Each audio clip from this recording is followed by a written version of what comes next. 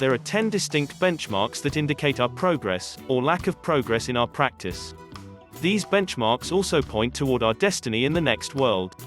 The first benchmark is knowing for certain that this fabricated personality of ours will not survive death. This we come to understand when we can see the personality for what it is, an invention based merely on thought and memory, a purely material entity that can't survive physical death.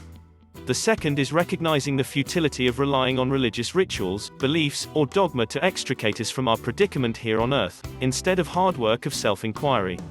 The third benchmark is when we no longer have any doubt whatsoever that meditation and self-inquiry can free us, not only from physical existence, but from existence itself. When these three very important benchmarks are reached, and we can't reach them by thinking that we have reached them but rather after a definite shift in consciousness occurs where we in many ways become a different person and see things in a completely different light, then we will be reborn back into physical existence a maximum of only 7 times. The fourth and fifth benchmarks are a bit unusual in that merely weakening him propels us into a different destiny than conquering him completely. If we weaken him, we only have to be reborn into physical existence and all its complications one more time. When we conquer these 2 benchmarks completely, then we will no longer be reborn into physical existence at all.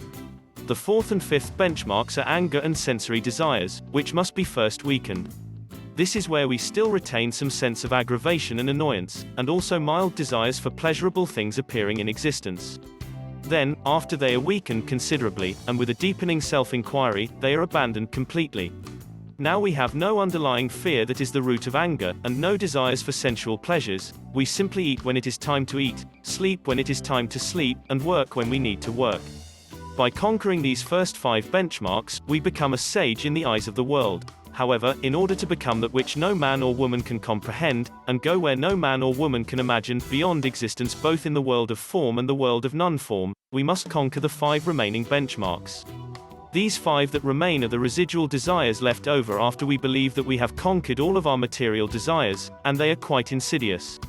The 5 final benchmarks are: wanting to be reborn into the world of form, wanting to be reborn into the formless realm, spiritual restlessness, still searching, pride or self-righteousness, I know, and finally an enduring belief in an eternal self. These last 5 are most difficult to conquer because the one struggling to attain them must disappear completely yet somehow remain and function in the world. This is the only way that they can be overcome. And in order for this to occur, one must be completely enlightened. If you enjoyed this video and want to see more, give it a thumbs up, share it with your friends and do not forget to subscribe as we share more information at Healthy Balance Club website.